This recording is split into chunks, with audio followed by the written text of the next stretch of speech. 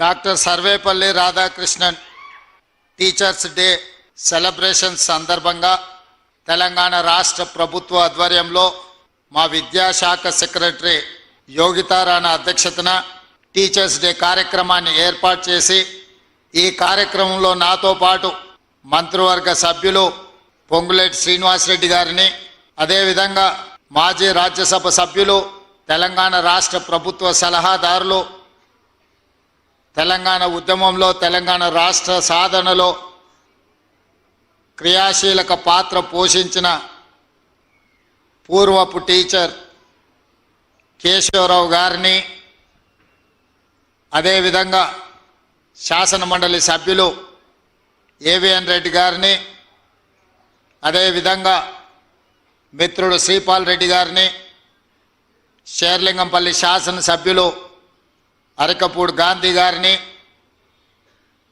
ప్రజాప్రతినిధులను, విద్యాశాఖకు సంబంధించిన అధికారులను, తెలంగాణ రాష్ట్రం యొక్క బలము బలగమైన మా టీచర్లను, విద్యార్థులందరినీ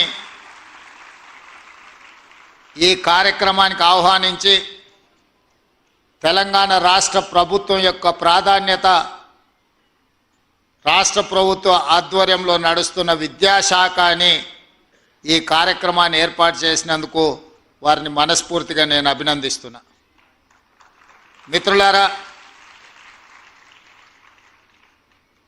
చాలామంది ముఖ్యమంత్రులు రెవెన్యూ శాఖనో, ఫైనాన్స్ శాఖనో, ఇరిగేషన్ శాఖనో, ముఖ్యమంత్రులు ఎప్పుడూ ఈ శాఖల్ని వాళ్ళ దగ్గర పెట్టుకుంటారు.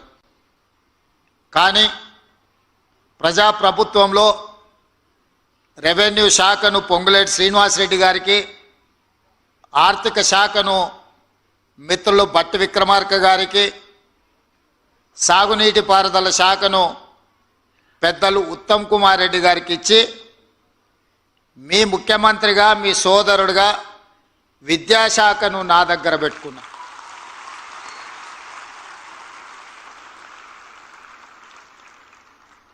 ఎందుకు అని అంటే,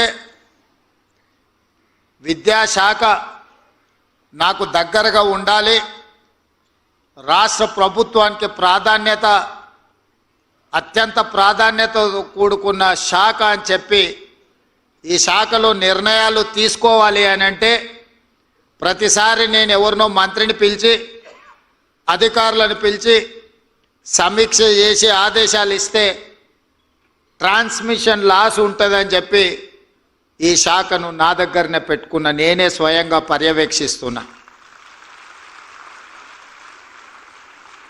అప్పుడప్పుడు కొంతమంది మిత్రులు మాట్లాడుతుంటారు, విద్యాశాఖకు మంత్రిని నియమించండి అని.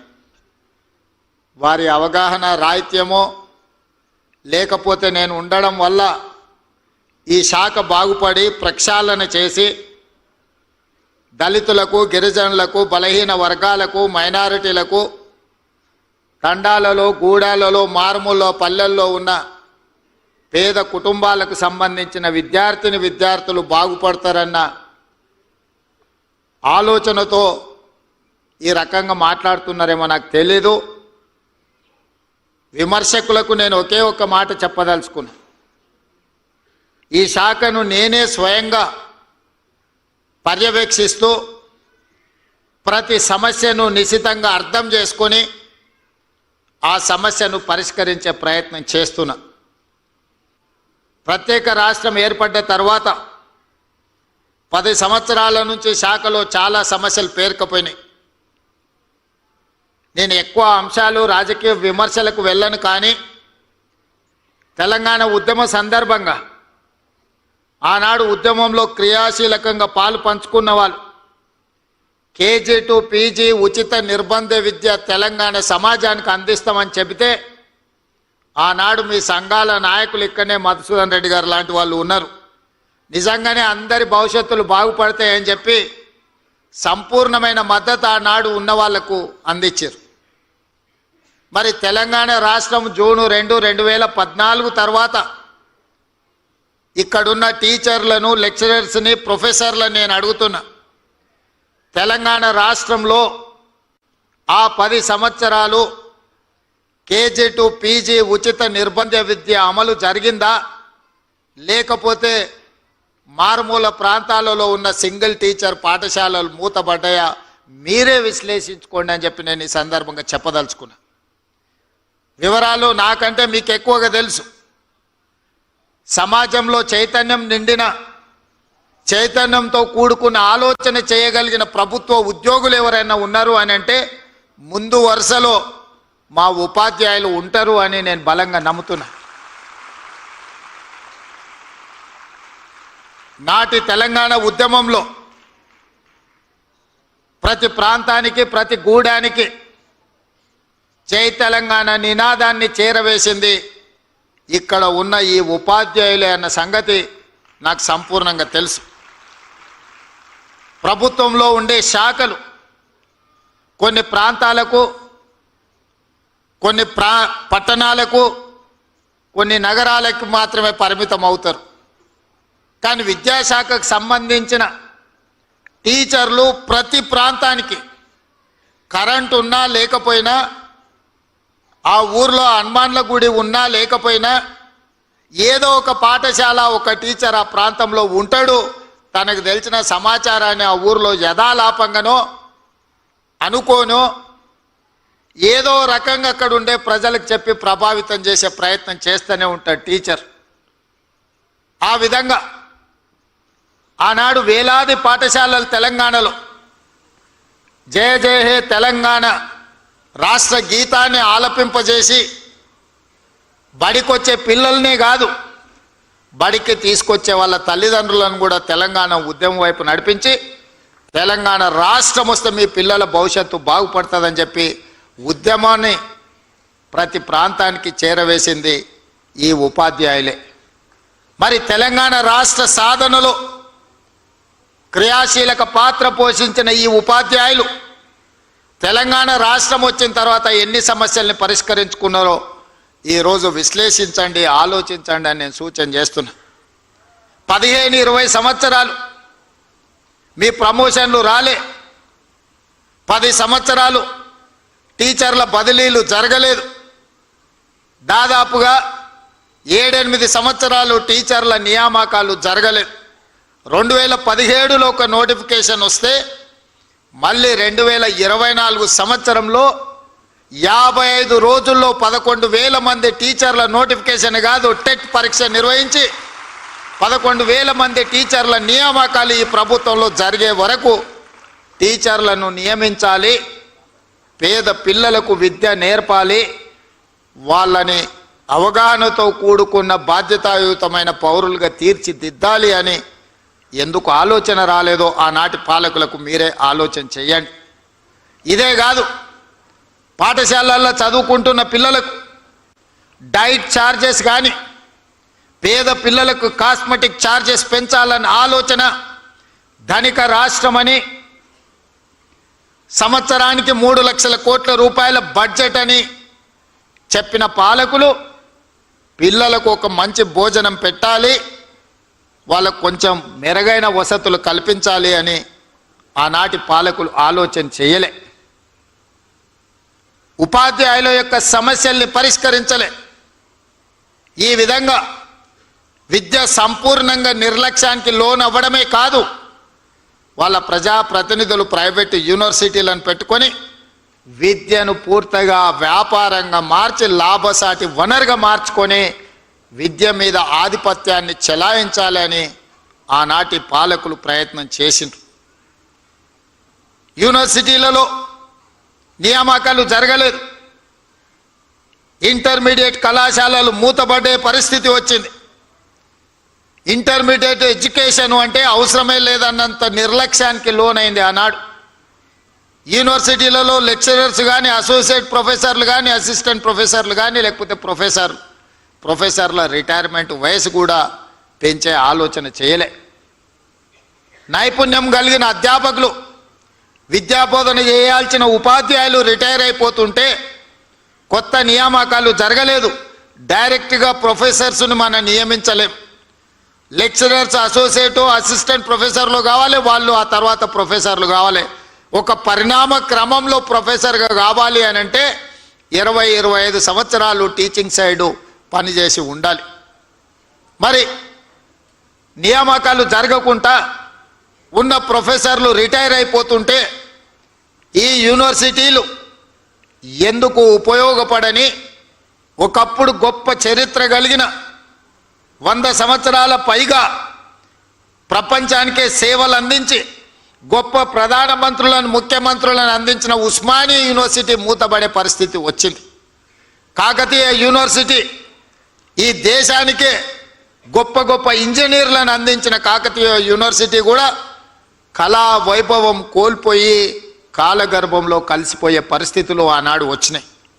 అందుకే మీ అభిమానంతో మీరు ఆదరించి మీరు అవకాశం ఇస్తే ఈనాడు ప్రజాపాలనలో విద్యాశాఖ నా దగ్గర పెట్టుకొని తక్షణమే మీ ప్రమోషన్లు, మీ బదిలీలు, మీ కుటుంబ సమస్యల్ని ప్రతి సమస్యను పరిష్కరించడం ద్వారా లక్షలాది మంది విద్యార్థులకు మీరు గొప్పగా విద్య నేర్పుతారని నమ్మకంతో ప్రతిసారి మిమ్మల్ని కలవడం, మీతో మాట్లాడడం, టీచర్ల నియామకాలే కాదు మీ ప్రమోషన్ల సందర్భంలో కూడా ఎల్బీ స్టేడియంలో సమావేశం పెట్టి మీ అందరితో కలిసి మాట్లాడడం జరిగింది.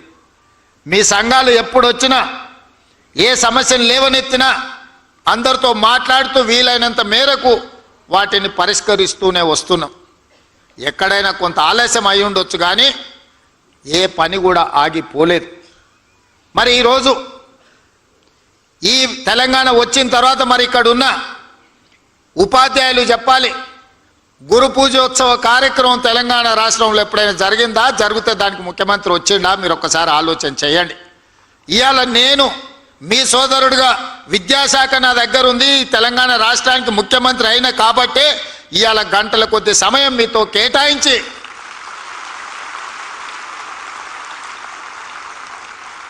మా తెలంగాణ రాష్ట్ర పునర్నిర్మాణంలో మా ఉపాధ్యాయుల యొక్క పాత్ర ఎనలేనిది. తెలంగాణ పునర్నిర్మాణం మీ సేవలు ఎంతో అవసరం ఉన్నది అని చెప్పడానికి ఇవాళ మీ అందరినీ కలుసుకోవడం నాకు చాలా సంతోషం.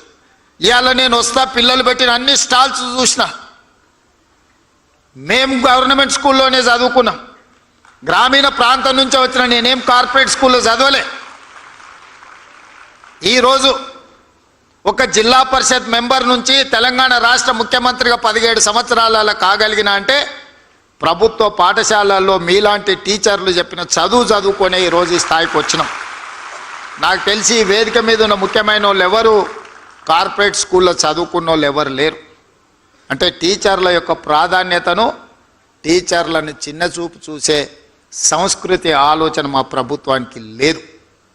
అదేవిధంగా మనందరం కూడా విశ్లేషించుకోవాలి, మనం ఎక్కడున్నాం, మనం ఎక్కడికి వెళ్ళాలి.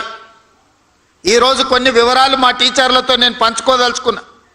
తెలంగాణ రాష్ట్రంలో దాదాపుగా 27,000 ప్రభుత్వ పాఠశాలలు ఉన్నాయి. ప్రభుత్వ పాఠశాలల్లో 24 లక్షల మంది స్టూడెంట్స్ చదువుకుంటున్నారు. అదే ప్రైవేట్లో 11,000 పాఠశాలలు ఉన్నాయి. 34 లక్షల మంది పిల్లలు ఈరోజు ప్రైవేట్ పాఠశాలలలో చదువుకుంటున్నారు. దీనికి కారణం అయితే నేనై ఉండాలి, లేకపోతే మీరై ఉండాలి. మన ఇద్దరం ఈ బాధ్యత నుంచి తప్పించుకోలేం. అయితే రాష్ట్ర ముఖ్యమంత్రిగా, ప్రభుత్వంగా మీకు సరైన వసతులు, వెసులుబాటు, పిల్లలకు నమ్మకం, విశ్వాసం కల్పించే పని నా ప్రభుత్వం చేయకపోయినా ఉండాలి. ఒకవేళ అవన్నీ చేసినా అమలు చేయడంలో మీ వైపు నుంచి కొంత ఆలస్యమైన అయి ఉండాలి. ప్రైవేట్ స్కూళ్ళలో నేను ఈ వేదిక నుంచి గతంలో మాట్లాడితే కూడా నన్ను విమర్శలు చేశారు. మా గవర్నమెంట్ స్కూల్లో చదువుకునే టీచర్లు బీఎస్సీ, బీఎడ్, ఎంఎడ్ చదువుకున్న వాళ్ళు, ఎంఏలు చదువుకున్న వాళ్ళు ఉన్నారు. ప్రైవేట్ స్కూళ్ళలో ఎంతమంది అన్ని చదువులు చదువుకున్న వాళ్ళు ఉన్నారా? ప్రైవేట్ స్కూల్స్ కంటే మా గవర్నమెంట్ స్కూల్లో టీచర్లు చాలా విద్యాధికులు అని నేను అంటే ప్రైవేట్ స్కూళ్ళని అవమానించిందని చెప్పి కొంతమంది విమర్శించారు.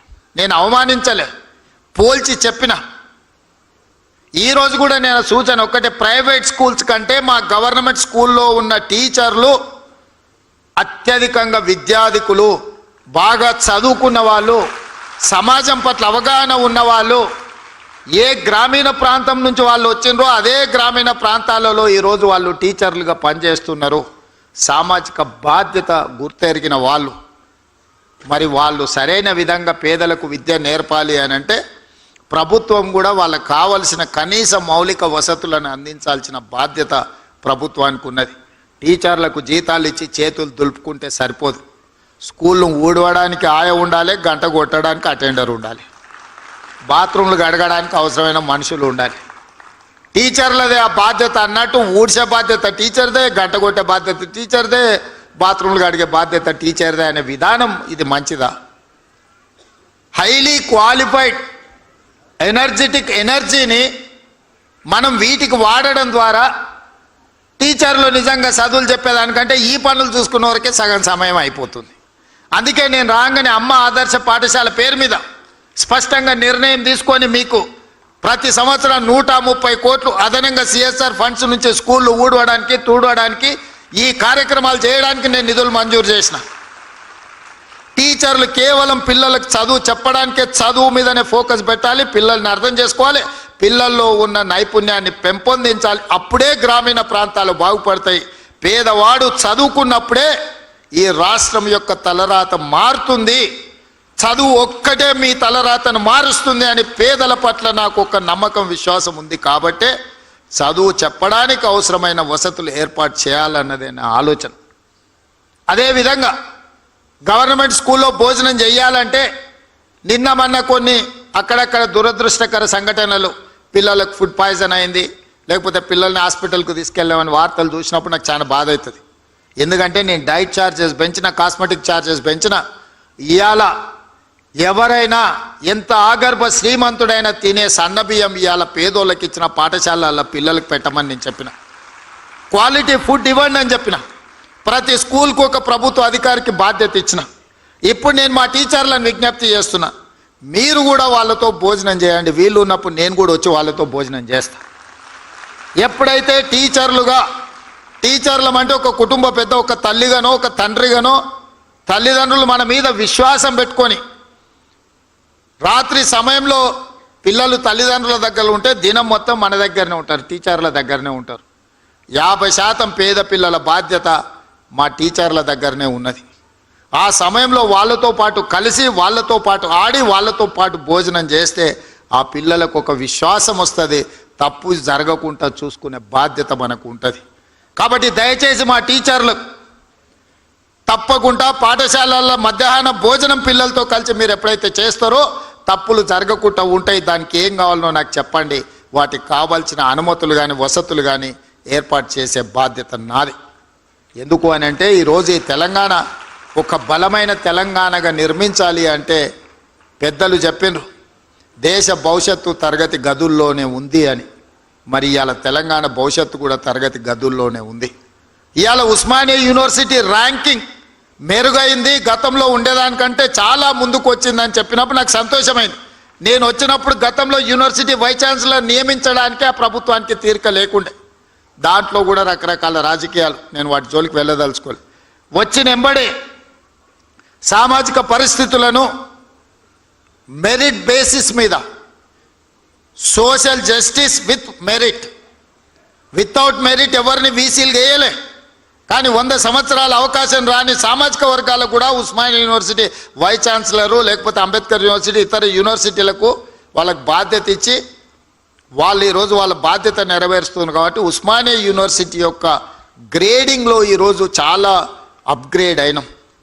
ఇవాళ ప్రైవేట్ గవర్నమెంట్ స్కూల్స్లో కూడా నాకు తెలిసి మా విద్యాశాఖ అధికారులు చెప్పాలి, ఈ సంవత్సరం 3 లక్షల మంది విద్యార్థులు ప్రైవేట్ స్కూళ్ళ నుంచి మారి గవర్నమెంట్ స్కూళ్ళకు వచ్చిందంటే మీరందరూ ఎంత అద్భుతంగా పనిచేస్తున్నారో. ప్రతిసారి డ్రాప్అవుట్సే ఉంటుండే, ప్రతి సంవత్సరం విద్యార్థులు తగ్గుకుంటూ చివరికి పాఠశాలలు మూతబడే పరిస్థితి తెలంగాణ రాష్ట్రానికి దాపురించింది. అక్కడి నుంచి ఈ సంవత్సరం మనం పెట్టిన ఎఫర్ట్స్ తోటి 3 లక్షల మంది విద్యార్థులు అదనంగా ఈరోజు ప్రభుత్వ పాఠశాలల చేరినరు అని అంటే నేను మనస్ఫూర్తిగా మా టీచర్లను నేను అభినందిస్తున్నా. మీరు బాధ్యతతోని వ్యవహరిస్తున్నారు. దీన్ని ఇంకా వేగంగా ముందుకు తీసుకెళ్ళాలి. ఆ మధ్య నేను పేపర్లో చూసిన, పిల్లలు రావడానికి స్కూల్కు ఆటో లేదు అని అంటే ఆ టీచర్లే చందాలు వేసుకొని ఆటోకు వాళ్ళు డబ్బులు ఇచ్చి ప్రతిరోజు పిల్లల్ని బడికి వచ్చే విధంగా జీతంలోకి వెళ్ళి కొంత కేటాయించి పిల్లలకు ఆటో వసతి ఏర్పాటు చేసి ఈరోజు కొంతమంది టీచర్లు పిల్లలకు చదువు చెప్తున్నారంటే వాళ్ళ సోషల్ రెస్పాన్సిబిలిటీని నేను అభినందిస్తున్నా. ఆదిలాబాద్లో ఇంకొక టీచర్, వాళ్ళ సతీమణి కూడా టీచర్ ఉండే ఆవిడ మరణిస్తే ఆవిడ జ్ఞాపకార్థంగా 7 లక్షల రూపాయలు ఖర్చు పెట్టి ఆ స్కూల్లో మౌలిక వసతులను ఒక టీచర్ మెరుగుపరిచిండు అని అంటే విద్య పట్ల పేదవాళ్ళ పట్ల ఆ టీచర్లకు ఉన్న దయాగుణాన్ని ఈరోజు మనందరం అర్థం చేసుకోవాలి. మా యోగితారాయణ గారు చెప్తున్నారు, ఆదిలాబాద్లో ఇంకేదో ప్లేస్, ఒక టీచర్ వైఫ్ అండ్ హస్బెండ్ ప్రమోషన్లు వచ్చినా ఏమొచ్చినా బదిలీ కాకుండా అక్కడనే ఉండే ఆదివాసీ పిల్లలకు వాళ్ళకి చదువులు చెప్పిండ్రు. మీ ద్వారా ఒక శాలువ కప్పాలి ఆ టీచర్స్కి అని చెప్పిండ్రు. అంటే నేను తప్పకుండా కప్పడమే కాదు, ఏదో ఒకసారి ఆ స్కూల్ని కూడా నేను సందర్శిస్తా అని మా ఎడ్యుకేషన్ సెక్రటరీ గారికి నేను చెప్పిన. ఇవన్నీ మీ సక్సెస్ స్టోరీస్. అక్కడో ఇక్కడో చిన్నయో పెద్దయో చెదురుమదురు సంఘటనలు జరుగుతాయి. 95% మనం ఎఫెక్టివ్గా పనిచేసినా 95% మంచి వాళ్ళు ఉన్నా 2% 3% అనుకోని తప్పిదాలు జరిగితే ఆ 2-3% మన శాఖకు మచ్చ తెచ్చిపెట్టే పరిస్థితి ఉంది. చాలామంది నాకు సూచన చేసిరు, most controversial subject education department, నువ్వు ఆ శాఖ ఎవరికన్నా ఇచ్చేసి అన్న వేరేది ఏదన్నా తీసుకో అని. అంటే నేను చెప్పిన లేదు, ఈ శాఖ నా దగ్గరనే పెట్టుకుంటా, కాంట్రవర్సీ అయినా పర్వాలేదు, ఏదో తేల్చుదామనే నేను డిసైడ్ అయినా. మా అక్నూరు మురళి గారు ఉన్నారు, సార్ అన్నీ బాగానే ఉన్నాయి కానీ ప్రభుత్వ పాఠశాల అంటే 1వ తరగతి నుంచి చదువు చెప్తారు, నర్సరీ ఎల్కేజీ యూకేజీ ప్రైవేట్లో చదువుకున్నాక 1వ తరగతికి మన దగ్గరికి ఎందుకు వస్తారని. ఆ సమస్య నాకు అర్థమైంది. అందుకే ఆలోచన చేసి మా ఎడ్యుకేషన్ కమిషన్, ఇంతవరకు ఎప్పుడు ఎడ్యుకేషన్ కమిషన్ లేదు తెలంగాణకి, first time education commission appoint చేసి ఇష్యూస్ని అడ్రస్ చేయడమే కాకుండా అక్నూరు మురళి గారు చేసిన సూచనల మేరకు ఈరోజు నర్సరీ ఎల్కేజీ యూకేజీ కూడా మనం తీసుకొని పేదలకు చదువు చెప్పాలి అన్న ఆలోచన ఈరోజు చేస్తున్నాం. ఎందుకంటే ఈ 3 సంవత్సరాలు ప్రైవేట్ స్కూల్కి వెళ్ళిన పిల్లలు మళ్ళీ గవర్నమెంట్ స్కూల్కి రావాలి అని అంటే రాలేరు. పేదోళ్ళు కూలి పని చేయడానికి, ఉపాధి హామీ పనులు చేయడానికి సిద్ధపడి సంపాదించింది పిల్లల చదువుల కోసం ఖర్చు పెడుతున్నారు. పిల్లల చదువు పట్ల తల్లిదండ్రులకు శ్రద్ధ పెరిగింది. అవసరమైతే 10 రూపాయలు ఖర్చు పెట్టుకుంటాం, ఓ పూట తినకపోయినా సరే మా పిల్లలకు మంచి చదువు చెప్పించాలని ఈరోజు తల్లిదండ్రులలో ఒక చైతన్యం వచ్చింది. నేను అడుగుతున్నా ఈరోజు మా ఉపాధ్యాయులను, ఆ చదువు మనం చెప్పలేమా, ప్రైవేట్ స్కూళ్ళకి ఎందుకు పోవాలి వాళ్ళు పేదవాళ్ళని నేను అడుగుతున్నా. మన దగ్గర శక్తి లేదా, మన దగ్గర చిత్తశుద్ధి లేదా? ఈ ప్రభుత్వం మీరు అడిగితే ఇవ్వంది ఏమైనా ఉందా? అందుకే ఈరోజు ఈ వేదిక మీద నుంచి ఉపాధ్యాయులకు అందరికీ నా విజ్ఞప్తి ఒకటే, మనం ప్రతిన బూనుదాం. ప్రైవేట్ స్కూళ్ళ కంటే కార్పొరేట్ కాలేజీల కంటే నాణ్యమైన విద్యను పేదలకు అందిద్దాం. విద్య ఒక్కటే తలరాతను మారుస్తుంది. ఇవాళ పంచడానికి భూములు లేవు. పేదవాడు బాగుపడాలి, పేదవాడు సమాజంలో రాణించాలి అని అంటే విద్య ఒక్కటే ప్రామాణికం. ఇవాళ సిలికాన్ వ్యాలీని మన వాళ్ళు శాసిస్తున్నారంటే ఇంజనీరింగ్ గ్రాడ్యుయేట్స్ మన దగ్గర చదువుకున్నందుకే సిలికాన్ వ్యాలీని మనం ఈరోజు శాసిస్తున్నాం. దానికి కారణం విద్య. అందుకే ప్రపంచ దేశాలలో జరుగుతున్న మార్పులు చేర్పులను అన్నిటిని దృష్టిలో పెట్టుకొని ఈరోజు మనకు మనమే ఇక్కడ చదువుకోవడం కాదు, ఇతర దేశాలలో ప్రతి సంవత్సరం 200 మంది టీచర్లను సింగపూర్, సౌత్ కొరియా లాంటి దేశాలకు మిమ్మల్ని పంపించి అక్కడ విద్యను స్టడీ చేయడానికి మీ టీచర్లను విదేశాలకు పంపడానికి ఈరోజు మా ప్రభుత్వం నిర్ణయం తీసుకున్నది. మనం మన కోసం మనం పోటీ పడడం కాదు, మన పక్కలుండే ఊరును చూసి పోటీ కాదు, ప్రపంచ దేశాలతోనే విద్యలో మనం పోటీ పడాలి. ఈరోజు సింగపూర్ లాంటి, సౌత్ కొరియా లాంటి, జపాన్ లాంటి దేశాలు అభివృద్ధి చెందడానికి కారణం ఏంది? ఇవాళ జర్మన్ అభివృద్ధి చెందడానికి కారణం ఏంది? ఈరోజు చైనా అభివృద్ధి చెందడానికి కారణం ఏంది? అక్కడున్న విద్యార్థులకు నాణ్యమైన విద్యను అందించడమే కాకుండా ఒక పట్టుదలను నేర్పడం వల్ల ఆయా దేశాలు ప్రపంచంలో వేగంగా అభివృద్ధి పదం వైపు నడుస్తున్నాయి. మరి వాటన్నిటిని కూడా మనం వినడమే కాదు, చూడాల్సిన అవసరం ఉంది. అందుకే 1,20,000 మంది టీచర్లు ఈరోజు తెలంగాణ రాష్ట్రంలో ఉన్నారు. ఇందులోకి వెళ్ళి ప్రతి సంవత్సరం ఒక 200 మంది టీచర్లను ఇనీషియల్గా ఇతర దేశాలకు పంపించి అక్కడ ఉన్న పరిస్థితులను మీరు స్టడీ చేసి ఒక అవగాహనతోనే వెనక్కి రావాల్సిన అవసరం ఉంది. టీచర్లు అందరికీ కూడా ఈరోజు మర్రి చెన్నారెడ్డి దీంట్లో మనం ఓరియంటేషన్ క్లాసెస్ తీసుకుంటున్నాం టీచర్స్కి. ఎందుకు అనంటే నైపుణ్యం పెంచుకోవాల్సిన అవసరం ఉంది. మనం ఉద్యోగం వచ్చినప్పుడు ఉన్న పరిస్థితులు, మనం రాసిన పోటీ పరీక్షలు ఒకలాంటివి. ఈరోజు ప్రతి సంవత్సరం విద్య మారుతుంది, విధానం మారుతుంది, ఎడ్యుకేషన్ పాలసీస్ మారుతున్నాయి. నేషనల్ ఎడ్యుకేషన్ పాలసీ ఒకలాగా ఉంటే మనకు తెలంగాణకు అసలు ఏ పాలసీ లేకుండా మనం ఉన్నాం. అందుకే మొన్నటికి మొన్న నేను ఆర్డర్ ఇచ్చిన, తెలంగాణ ఎడ్యుకేషన్ పాలసీని ప్రిపేర్ చేయండి అని పెద్దలు కేశవరావు గారిని చైర్పర్సన్గా పెట్టి, కడేప్ శ్రీహరి గారిని, అక్నూర్ మురళి గారిని, మా ఎడ్యుకేషన్ డిపార్ట్మెంట్లో ఉన్న అధికారులను కలిపి తెలంగాణ ఎడ్యుకేషన్ పాలసీ చేయడానికి ఒక కమిటీని అపాయింట్ చేసినాం. తెలంగాణ కూడా ఒక నూతనమైన ఎడ్యుకేషన్ పాలసీ కావాలి. ఆ ఎడ్యుకేషన్ పాలసీ పేద పిల్లల జీవితాలలో వెలుగులు నింపాలి. అందుకే మిత్రులారా, ఈరోజు ఉత్తమ ఉపాధ్యాయులను అభినందించడమే కాకుండా వాళ్ళందరినీ కలవాలి, వాళ్ళతో మాట్లాడడం ద్వారా మీతో ఆలోచనలు పంచుకోవాలి. ఈ రాష్ట్ర ప్రభుత్వానికి నర్సరీ నుంచి 12th క్లాస్ వరకు, 12th తర్వాత ఆ పిల్లలకు విజ్డమ్ వస్తుంది. వాళ్ళు డాక్టర్ కావాలనుకుంటున్నారా, ఇంజనీర్ కావాలనుకుంటున్నారా, ఐఏఎస్ కావాలనుకుంటున్నారా, ఐపీఎస్ కావాలనుకుంటున్నారా. కానీ ఫౌండేషన్ లేకుండా మీరు అంతస్తులు కడతామంటే అది ఉపయోగం లేదు. Foundation is very important than anything. ఆ ఫౌండేషన్ అనేది వేయగలిగింది ఇక్కడున్న ఈ టీచర్లు, ఈ ఉపాధ్యాయులే. మీరు నేను కలిస్తే ఆ ఫౌండేషన్ ఈ దేశానికి ఆదర్శంగా నిలబెడతాం. చివరిగా ఒక్క మాట చెప్పదలుచుకున్నా. కేజ్రీవాల్ ఢిల్లీలో రెండోసారి మూడోసారి ఎందుకు ముఖ్యమంత్రి అయ్యాడు? మొదటిసారి ఒక పరిస్థితిలో అయ్యాడు, రెండోసారి మూడోసారి వారు ముఖ్యమంత్రి కావడానికి ప్రధానమైన కారణం ఆయన విద్యలో తీసుకొచ్చిన సమూలమైన మార్పులు. ఆ మార్పుని పేదలకు విద్యను అందించిన టీచర్లు కాబట్టి వారు రెండోసారి మూడోసారి ముఖ్యమంత్రి అయినారు. నాకు కూడా కొంచెం స్వార్థం ఉంది, మీరు మంచిగా పనిచేస్తే రెండోసారో మూడోసారో కావడానికి ఉంటుంది. నేనేం దాచిపెట్టదలుచుకోలే, నేను కష్టపడతా, నేను కూడా మీతో పాటు పనిచేస్తా. నేనేం పని చేయను, నేను ఫామ్ హౌస్లో వండుకుంటా, మిమ్మల్ని కష్టం చేయమని నేను చెప్తలేను. నేను కూడా వస్తా, మీరు ఏడికి రమ్మంటే ఆడికి వస్తా, తండాలకు రమ్మంటే తండాలకు వస్తా, గూడాలకు వస్తా, ఎక్కడికి రమ్మంటే అక్కడికి వస్తా. నేను కూడా ఎక్కడి నుంచి వచ్చినా, నల్లమల్ల అడవుల నుంచే వచ్చిన, గ్రామీణ ప్రాంతం నుంచి వచ్చిన. 6 నెలలకు ఒకసారైనా మా ఊరికి పోయి ఓ రోజు ఉండి వస్తాయి. ఎందుకంటే జూబ్లీహిల్స్ వచ్చిన కాబట్టి అది మర్చిపోద్దు. అక్కడికి పోతే మనం ఎక్కడొచ్చినామో మన మూలాలు మనకు గుర్తుంటాయి. మా టీచర్లకు కూడా నా సూచన ఒకటే, అప్పుడప్పుడు మనం ఎక్కడి నుంచి వచ్చినామో 4 నెలలకు ఒక్కసారి మన మూలాలను మనం గుర్తు చేసుకోవాలి.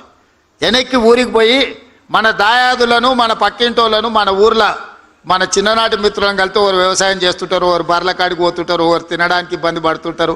వాళ్ళకంటే ఎంత మెరుగైన జీవితం మనకు ఉందో ఒకసారి వస్తే మనం నిజంగా ఏం చేయాలనో మనకు ఒక అవగాహన వస్తుంది. అందుకే ఇక్కడికి వచ్చిన విద్యార్థులకు నేను సూచన చేయదలుచుకున్నా. పాఠశాల విద్యనే కాదు, ఈరోజు ప్రతి సంవత్సరం ఇంజనీరింగ్ గ్రాడ్యుయేట్స్ తెలంగాణ రాష్ట్రంలో 1,10,000 మంది పాస్ అవుతున్నారు. కానీ ఎంతమందికి ఉద్యోగాలు వస్తున్నాయి? మరి ఇంజనీరింగ్ సర్టిఫికేట్ అయితే తెచ్చుకుంటున్నాం, కానీ ఉద్యోగం రాక తల్లిదండ్రులు మా కొడుకు ఇంజనీర్ అంటారు. వీడు సర్టిఫికేట్ తెచ్చుకుంటాడు, కానీ బయటకు వస్తే వాని చదువుకు ఆ సర్టిఫికేట్కి సంబంధం లేకుండా పోతుంది. అందుకే ఈరోజు young India integrated residential schools పెట్టినాం. ప్రతి నియోజకవర్గానికి ఒకటి ఇచ్చినాం.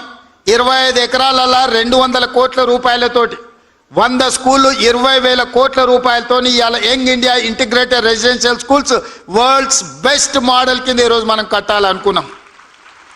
శాంక్షన్స్ ఇచ్చినాం, పనులు జరుగుతున్నాయి. నాణ్యమైన వసతులతో పాటు నాణ్యమైన విద్యను అందించడానికి ఈరోజు తీసుకొచ్చినాం. అదేవిధంగా యంగ్ ఇండియా స్కిల్స్ యూనివర్సిటీ పెట్టుకున్నాం. దేశంలో ఎక్కడా లేదు స్కిల్స్ యూనివర్సిటీ. డిప్లొమా కోర్సులు, సర్టిఫికెట్ కోర్సులు ఉన్నాయి. కానీ భవిష్యత్ చదువుకోవాలంటే డిగ్రీ సర్టిఫికెట్ ఉంటే వాళ్ళు పీజీలు చదువుకోవచ్చు. అందుకే ఈరోజు తెలంగాణ రాష్ట్రంలో పబ్లిక్ ప్రైవేట్ పార్ట్నర్షిప్లో అతి తక్కువ ఖర్చులతో ఈరోజు పేదలకు అందరికీ స్కిల్స్ ఇంప్రూవ్ చేయాలని యంగ్ ఇండియా స్కిల్స్ యూనివర్సిటీని ఈరోజు మనం ప్రారంభించుకున్నాం. బోర్డులో ఆనంద్ మహేంద్ర అండ్ మహేంద్ర గ్రూప్, మనకు మహేంద్ర వెహికల్స్ కనిపిస్తాయి కదా, ఆ కంపెనీ చైర్మన్ ఈరోజు మన యూనివర్సిటీ చైర్మన్. సో ఆ విధంగా రెడ్డి ల్యాబ్స్ వాళ్ళు, అపోలో హాస్పిటల్ వాళ్ళు, పెద్ద పెద్ద కార్పొరేట్ కంపెనీలు నడిపే వాళ్ళను ఆ యూనివర్సిటీ బోర్డులో డైరెక్టర్స్గా పెట్టినాం. సిలబస్ వాళ్ళే డిసైడ్ చేస్తారు, పిల్లల్ని వాళ్ళే సెలెక్ట్ చేసుకుంటారు, వాళ్ళే వాళ్ళకి చదువు చెప్తారు, వాళ్ళనే వాళ్ళ కంపెనీలలో ఉద్యోగాలలో తీసుకుంటారు. అన్ని రకాలుగా వాళ్ళు బాధ్యత తీసుకునే అవకాశం ఇచ్చినాం. అదేవిధంగా ఐటీఐలు 1956లో మొట్టమొదటి ఐటీఐలు ప్రారంభించారు. అప్పుడు ప్రారంభించిన సిలబస్ ఇంకా 2025 కూడా మనం అదే సిలబస్ చెప్తున్నాం. Diesel mechanic, fitter, plumber, electrician అని. డీజిల్ మెకానిక్ అని అందులో చేరి అంబాసిడర్ కారు నేర్చుకుంటున్నాడు. బయటకు వస్తే అంబాసిడర్ కారు లేదు రిపేర్ చేయడానికి, బెంజ్ కారు BMW వచ్చింది. అంబాసిడర్ కారు రిపేర్ చేయాలంటే ఫామ్ హౌస్కి పోతే తప్ప ఇంకేడా అంబాసిడర్ కారు దొరకలేదు. ఏం చేసుకోవాలా చదివి మీరు చెప్పుండ్రి. ప్లంబర్, ఎలక్ట్రీషియన్ వాళ్ళు నేర్చుకుంటున్న చదివేంది, వాళ్ళు బయటకు వస్తే ఉన్న అవకాశాలు ఏంది. అందుకే ఈరోజు 65 ఐటీఐలు ఉన్నాయి తెలంగాణ రాష్ట్రంలో. వాటిని చూసిన తర్వాత నేను టాటా కంపెనీతో మాట్లాడినా, టాటా చైర్మన్తో మాట్లాడి ఒక అవగాహనకు వచ్చిన. ఈ ఐటీఐలు కాలగర్భంలో కలిసిపోతున్నాయి. 40-50 ఏళ్ళ కింద మాకు అవసరమైన సాంకేతిక నైపుణ్యాన్ని నేర్పించడానికి సిలబస్, ఇన్స్ట్రక్టర్స్ను సెలెక్ట్ చేసుకున్నారు. ఇది కుదరదు, దీన్ని మార్చాలని టాటా కంపెనీతో మాట్లాడుకొని 2400 కోట్ల రూపాయలు ఈరోజు టాటా కంపెనీ దాన్ని అప్గ్రేడ్ చేయడానికి పెట్టారు. ఇవాళ ఐటీఐలను అడ్వాన్స్డ్ టెక్నాలజీ సెంటర్స్గా ఏటీసీలు. ఈరోజు అసలు అక్కడ ఉన్న సాంకేతిక నైపుణ్యం, అక్కడ పెట్టిన ఎక్విప్మెంట్ చూస్తే నాకే కళ్ళు చెదిరిపోయేటంత లేటెస్ట్ టెక్నాలజీని పెట్టినరు.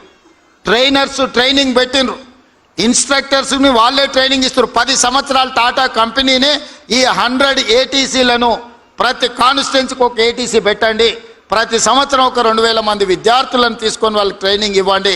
ఈరోజు సాంకేతిక నైపుణ్యం ఉంటే ఉద్యోగ ఉపాధి అవకాశాలు మెరుగుగా ఉన్నాయని చెప్పి ఈరోజు టాటా కంపెనీని ఒక జాయింట్ వెంచర్ కింద తెలంగాణ రాష్ట్ర ప్రభుత్వం ఏటీసీలను ప్రారంభించింది.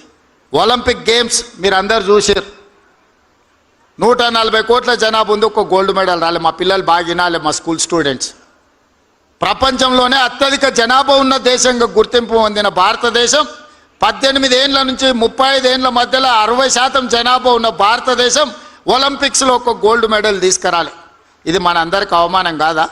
దేశానికి అవమానం అయితే మనకు కూడా అవమానం అయినట్టే కదా. సౌత్ కొరియా పోయినా నేను, చిన్న దేశం, ఒక సౌత్ కొరియన్ స్పోర్ట్స్ యూనివర్సిటీకి పోయినా, 30 ఎకరాలు ఉంది. మన ఉస్మానియా యూనివర్సిటీ 1600 ఎకరాలు ఉంది అనుకుంటా. మరి ప్రొఫెసర్ కాసిం గారు చెప్పాలి, 1600 ఎకరాలు ఉంది. 1600 ఎకరాలు ఉన్న Osmania university, south Korean sports university 30 ఎకరాలు ఉంది. ఆ దేశానికి 32 గోల్డ్ మెడల్స్ వస్తే 16 మెడల్స్ ఆ ఒక్క యూనివర్సిటీ తీసుకొచ్చింది. ఒక అమ్మాయి నాకు తీసుకొచ్చి పరిచయం చేసి, ఏదో అమ్మాయి నాకు బొకే ఇస్తుందేమో అనుకున్నా. బొకే ఇచ్చిన తర్వాత ఆ అమ్మాయికి నేను శాలువా కప్పాల్సి వచ్చింది. ఆ అమ్మాయి ఆర్చరీలో ఒలింపిక్స్లో 3 గోల్డ్ మెడల్స్ సాధించింది. ఒక అమ్మాయి south Korean sports university student నాకు బొకే ఇవ్వడానికి వచ్చింది అనుకున్న, తీరా చూస్తే నేనే శాలువా తీసి ఆ అమ్మాయికి కప్పాల్సిన అవసరం వచ్చింది. ఎందుకంటే 3 గోల్డ్ మెడల్స్ తీసుకొచ్చింది ఆర్చరీలో.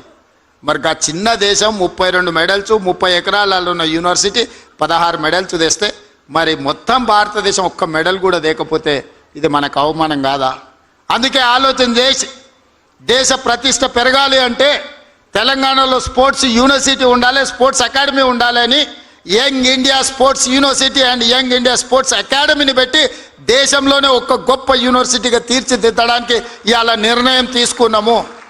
మట్టిలో మాణిక్యాలను వెలికి తీయండి, నైపుణ్యం ఉన్న క్రీడాకారులను గుర్తించండి, వాళ్ళకి 100% గవర్నమెంటే స్పాన్సర్ చేసి క్రీడాకారులుగా తీర్చిదిద్దడమే కాదు.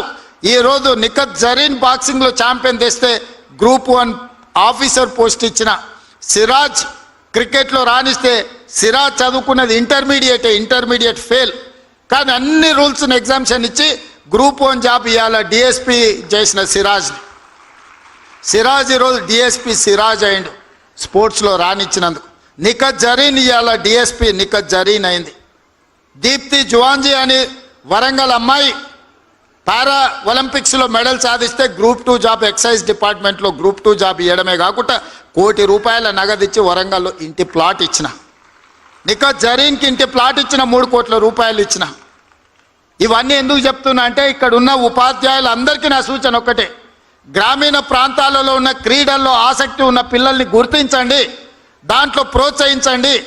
ప్రత్యేకంగా ఈరోజు మనం ఎస్టాబ్లిష్మెంట్ చేస్తున్న కేజీపీవీలలో ఇతర ప్రాంతాలలో పిల్లలందరినీ ఒక ఇంటిగ్రేట్ చేసి స్పోర్ట్స్లో వాళ్ళని రాణించే విధంగా ఎంకరేజ్ చేయాలని.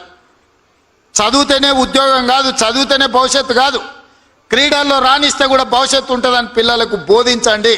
గుర్తించండి పిల్లలో ఉన్న నైపుణ్యాన్ని, పిల్లల్ని నిశితంగా మీరు గమనించండి. ఆ పిల్లలకి ఏం కావాలనో మనం ఇద్దాం. మీరు ఏం అడిగితే అది చేయడానికి నేను సిద్ధంగా ఉన్నా. మీ సమస్యల్ని పరిష్కరించడమే కాదు, ఈ తెలంగాణ సమాజాన్ని నిర్మించాలి అనంటే పిల్లలని బాగు చేయాలి. ఇవాళ నేను గంజాయి కేసులు ఇవి పట్టుకుంటుంటే చెప్పడానికి నాకే బాధగా ఉంది. గంజాయి పెడ్లింగ్ చేసేటోళ్ళు మన ఇంజనీరింగ్ చదువుకుంటున్న స్టూడెంట్స్, రెగ్యులర్ గంజాయి అమ్మేటోళ్ళు కాదు. వాళ్ళు ఇక్కడికి వచ్చిన తర్వాత ఏం చేయాలో తెలియక కొంతమంది పిల్లలు తప్పుదోవ పడుతున్నారు, డ్రగ్స్ బారిన పడుతున్నారు. చిన్న చిన్న పట్టణాలకు కూడా చేరుకున్నది. ఒకప్పుడు పెద్ద పెద్ద యూనివర్సిటీల్లో ఎక్కడనో ఉండేది. బాగా డబ్బులు ఉన్న వాళ్ళకి ఇట్లాంటి అలవాట్లు జబ్బులు ఉంటాయని విన్నా, కానీ ఇప్పుడు అట్లా లేదు. తాలూకా లెవెల్ కూడా పాకిపోయింది గంజాయి, ఈ డ్రగ్స్ వ్యసనాలు. గమనించండి, పిల్లల్ని తప్పుదోవ పట్టే వాళ్ళను దారి మళ్ళించాలి. వాళ్ళందరినీ దారిలో పెట్టాల్సిన బాధ్యత కూడా మనకే ఉంది. ఇంతకుముందు ఒకప్పుడు తల్లిదండ్రులకు పిల్లలు 4, 5, 6 మంది ఉండేది. ఉమ్మడి కుటుంబం లాక్కుండేది. ఒక్కొక్క తల్లిదండ్రులకు 5-6 మంది పిల్లలు. ఇప్పుడు మీకు తెలుసు, ఒకరు లేక ఇద్దరికి వచ్చేసినాం. ఆ ఒకరో ఇద్దరో పిల్లలు తప్పుదోవ పడితే ఆ తల్లిదండ్రుల శోకము మనం అర్థం చేసుకోవాల్సిన విషయం ఉంది. అందుకే తెలంగాణ రాష్ట్రంలో ప్రభుత్వం ఏర్పడ్డ తర్వాత ఈ గంజాయి డ్రగ్స్ పట్ల కఠినంగా వ్యవహరిస్తున్నాం. కొత్త డిపార్ట్మెంట్ను ఏర్పాటు చేసినాం, ఈగల్ ఫోర్స్. ఆకాశంలో గద్ద ఎట్లయితే కోడి పిల్లను చూస్తుందో గంజాయి మొక్క మొలిసిన తెలంగాణలా చూస్తాము, వాళ్ళ సంగతి తేలుస్తామని చెప్పి ఈరోజు ఈగల్ ఫోర్స్ని తీసుకొచ్చినాం. ఇవన్నీ కూడా పిల్లల భవిష్యత్తు కోసమే. ఈరోజు ఇన్ని ఆలోచనలు చేస్తున్నది ఈ పిల్లల కోసమే. ఈరోజు 1,20,000 మంది టీచర్లని ప్రభుత్వం సంవత్సరానికి 40,000 కోట్ల రూపాయలు విద్య మీద ఖర్చు పెడుతుందంటే ఈ పిల్లల భవిష్యత్తు కోసమే. ఈ పిల్లల భవిష్యత్తే రేపటి దేశం యొక్క భవిష్యత్తు, తెలంగాణ పునర్నిర్మాణం యొక్క భవిష్యత్తు. ఆ భవిష్యత్తును మీ అందరి చేతుల్లో పెడుతూ ఈ బాధ్యతతో మన అందరం వ్యవహరిద్దాం. మీరు నేను కలిసి తెలంగాణను పునర్నిర్మిద్దాం. ఈ తెలంగాణ ఒక అద్భుతమైన తెలంగాణగా, ఒక క్రీడలకు వేదిక తెలంగాణగా, ఒక సాంకేతిక నైపుణ్యం ఉన్న తెలంగాణగా తీర్చిదిద్దుకుందాం. మీరందరూ సహకరించాలి, మనందరం కలిసి నడవాలి అని విజ్ఞప్తి చేస్తూ మీ అందరి దగ్గర సెలవు తీసుకుంటున్నా. ధన్యవాదాలు మిత్రులారా.